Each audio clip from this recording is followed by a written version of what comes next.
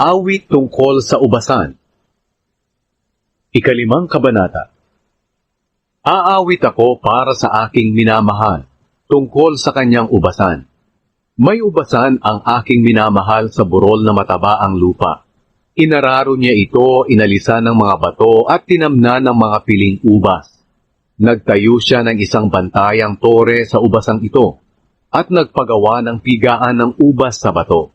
Pagkatapos naghintay siyang magbunga ito ng matamis, pero nagbunga ito ng maasim.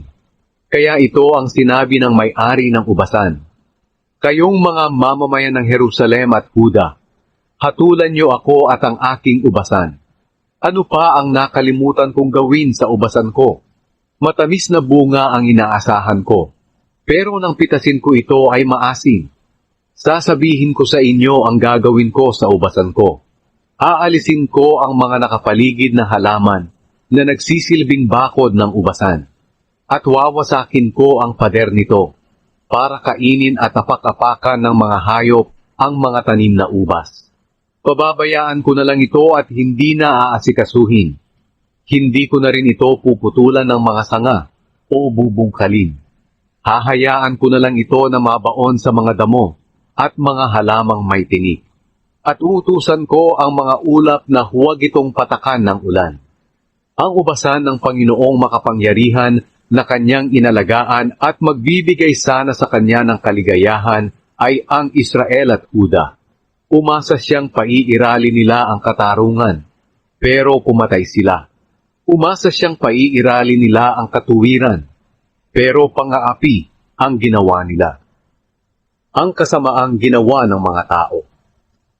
Nakakaawa kayong mga nagpaparami ng mga bahay at nagpapalawak ng inyong mga lupain hanggang sa wala ng lugar ang iba, at kayo na lang ang nakatira sa lupain ito.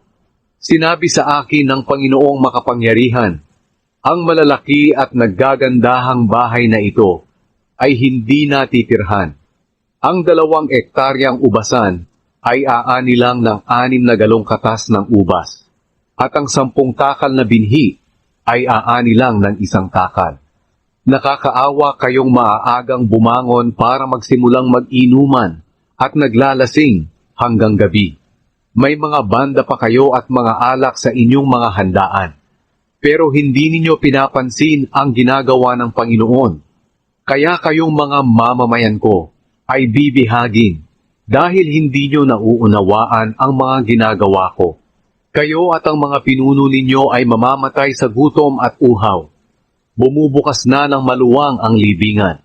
Hinihintay nito na maipasok sa kanya ang mga kilala at makapangyarihang mga mamamayan ng Jerusalem, pati ang mga mamamayang nag-iingay at nagsasaya.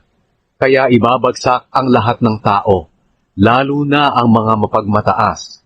Pero ang Panginoong makapangyarihan ay dadakilain sa kanyang paghatol. Sa pamamagitan ng matuwid niyang paghatol, ipinapakita niyang siya ay banal na Diyos. Ang nawasak na lungsod na tinitirhan ng mga mayayaman ay ginawang pastulan ng mga tupa. Nakakaawa kayong mga gumagawa ng kasamaan sa pamamagitan ng pagsisinungaling. Sinasabi niyo pa, bilis-bilisan sana ng banal na Diyos ng Israel na gawin ang sinabi niyang kaparusahan para makita na namin. Magkatotoo na nga ang kanyang plano para malaman namin ito. Nakakaawa kayong mga nagsasabi na ang masama ay mabuti at ang mabuti ay masama. Ang kadiliman ay sinasabi ninyong liwanag at ang liwanag ay sinasabi ninyong kadiliman. Ang mapait ay sinasabi ninyong matamis at ang matamis ay sinasabi ninyong mapait. Nakakaawa kayo, kayong mga nag-aakalang kayo'y marurunong at matatalino. Nakakaawa kayo, kayong malakas uminom ng alak at bihasa sa pagtitimpla nito. Pinakakawalan ninyo ang may mga kasalanan dahil sa suhol. Pero hindi ninyo binibigyan ng katarungan ang mga walang kasalanan. Kaya matutulad kayo sa dayami o tuyong damo na masusunog ng apoy. Matutulad din kayo sa tanim na ang mga ugat ay nabulok o sa bulaklak na tinangay ng hangin na parang alikabok. Dahil itinakwil ninyo ang kautusan ng Panginoong makapangyarihan, ang banal na Diyos ng Israel. Kaya dahil sa matinding galit ng Panginoon sa inyo, na kaniyang mga mamamayan, parurusahan niya kayo. Mayayanig ang mga bundok at kakalat sa mga lansangan ang inyong mga bangkay na parang mga basura. Pero hindi pa mapapawi ang galit ng Panginoon. Nakahanda pa rin siyang magparusa sa inyo. Sesenyasan niya ang mga bansa sa malayo. Sisipulan niya ang mga nakatira sa pinakamalayong bahagi ng mundo. At agad silang darating para salakayin kayo.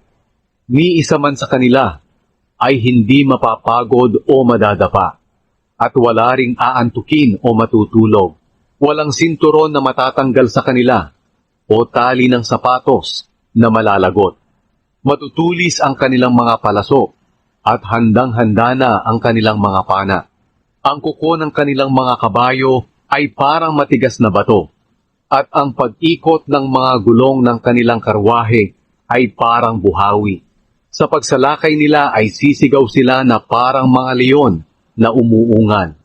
Ang mabibiktima nila ay dadalhin nila sa malayong lugar at walang makakaligtas sa mga ito. Sa araw na sumalakay sila sa Israel, sisigaw sila na parang ugong ng dagat. At kapag tiningnan ng mga tao ang lupain ng Israel, ang makikita nila ay kadiliman at kahirapan. Ang liwanag ay matatakpan ng makapal na ulap.